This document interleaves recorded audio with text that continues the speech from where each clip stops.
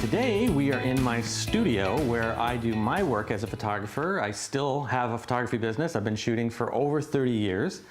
And one of the things that I like to think about when I'm shooting is focusing and concentrating more on what's important to get a great image. I think you have to have the proper tools to get the job done properly, but many times with the photography industry we find ourselves looking at very expensive tools. And so while I definitely want to get the best I can afford, or especially would be my advice to photographers starting out, buy the best that you can afford, but don't go crazy into debt just to have like that status of a brand name in your studio. It's more important to be a problem solver, kind of a MacGyver, and sort of find ways that you can get great results without having to break the bank. So come join me in the studio. We're going to do a little shooting and let's see what we get today. Now you will hear a little hum when these lights are running because every single one of these flash heads are fan cooled. These can get pretty hot, and so they're fan cooled, sucks all the hot air out of the back. Really good idea to have that on your lights if you can. And we make sure the studio is air conditioned because we don't want our subjects to get completely fried from too much heat. The autofocus is set to manual, and then I'm going to put this drive on self-timer. Then we walk around 10 seconds to get there and pretty much put myself in the position where my subject will be.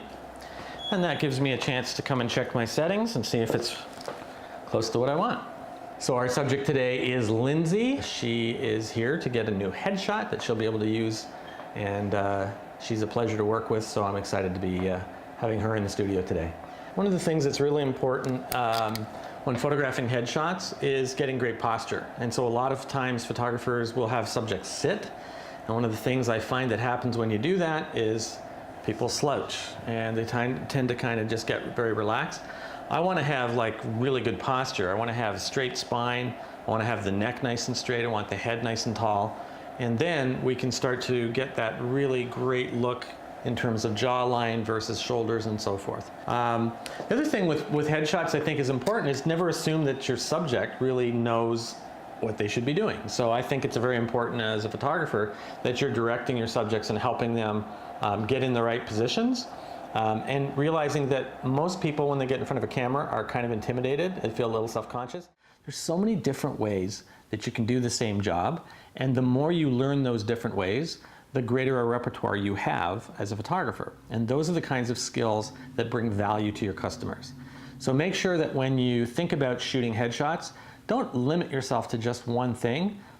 Experiment in all different styles. There's so many different ways that you can do a headshot really, really well. So get out of the box a little bit. Get out of your comfort zone. If you're used to doing things a certain way, try something else, get really good at it, and then start to market that and add that to your toolbox. You don't necessarily have to go out and buy a white background, a medium gray background, a light gray background, and so forth. All you really have to do is position your subject and your lights, because it is a seamless, and typically seamlesses aren't going to show anything if you're not throwing shadows on them and if they're not wrinkled. So ideally with one white seamless you can get white, light gray, medium gray, dark gray, pretty much anything based on where your lights are in relation to the background. And the same with different colored backgrounds, of course, for portraiture. Is if I had one blue background, I can get a very dark blue, I can get like a very saturated blue, I can get a light blue, all depending on how I light the background in relation to my subject and so forth. So economy in a studio is kind of important. You just think about how your lighting can make all these different looks out of the same background. Okay, so today we're using the white and I'm getting a nice neutral gray. The reason I do that is because most of my business clients want to be able to clip the person out of the background and be able to insert them into all kinds of different backgrounds. They find that so much easier working from a gray background typically than a white background. So that's what I do. There, like that, good. And again, perfect. Just straighten the head up a little bit now. There we go. And again, when you're giving direction to people, I find that if you use your hands and you actually say like, let's imagine your head is in my hands, I want you to tilt this way. So let's do that. Just tilt like that, tilt like this, okay? If you turn your face this way or that way. So this way you're giving good direction so people don't feel like they don't know what you're talking about. And it's very important that you're communicating and not mumbling behind your camera so people can hear everything that you're saying. All right. So one of the ways that I get a better quality of light is by doing a technique that I call feathering the light. So I don't need this middle of the light facing me dead on. So what I actually want to do is point the light away from me, and now that sort of intensity is going past me. Now I'm getting just the edge of this light. It's going to be more even for me. I won't have as big of a sort of inverse square fall off like I would with the full intensity coming here. So I just am going to get sort of this nice creamy edge of the light coming and hitting me this way. This is a technique I use for almost all of my portrait photography when I'm using big broad sources like this. Also even using like a beauty dish, sometimes I'll do that, big reflectors and so forth. Remember that there's two things to remember about light. There's either hard light, which is going to come from a very small light source, or there's going to be soft diffused light, which comes from a very large light source. This is the diffused light source. It's a softbox, but the thing you got to think about is, like, look how big this is in relation to me right now. If you took this same softbox and moved it 30 feet away, and then you sort of looked at how big that looked between your fingers, that softbox is now going to be a small light source, and it's going to be about the size of a speed light.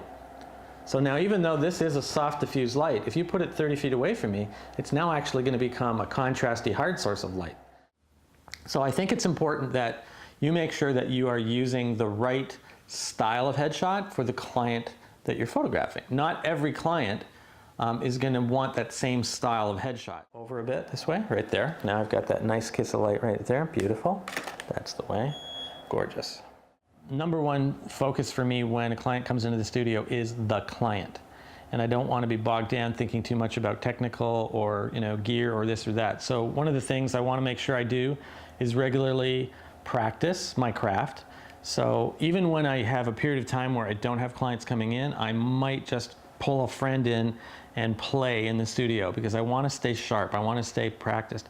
If you think of athletes or musicians, they don't just walk out on the court or walk out on stage and perform flawlessly.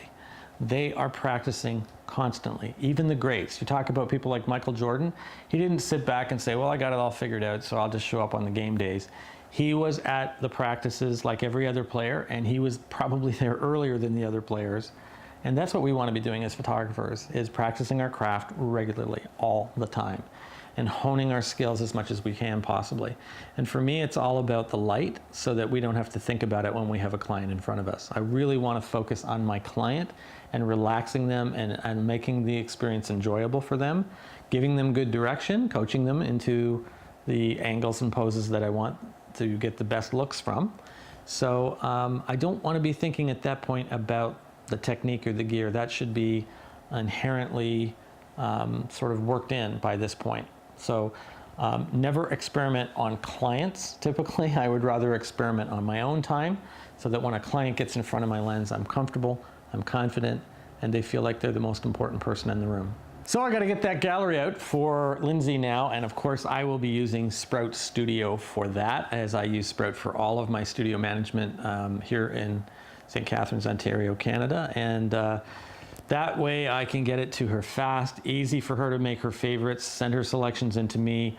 And now with the new improved digital downloads in Sprout, I can just drop those files off to her so fast, so quickly, so easily. So I'm excited to add that to my day's workflow. It'll be on my task list right in Sprout. So if you're not currently familiar with Sprout or not using it, I'd encourage you to try it out. It'll make your daily life as a photographer so much better, so much easier. So you can concentrate on your clients and less on the running of the business part.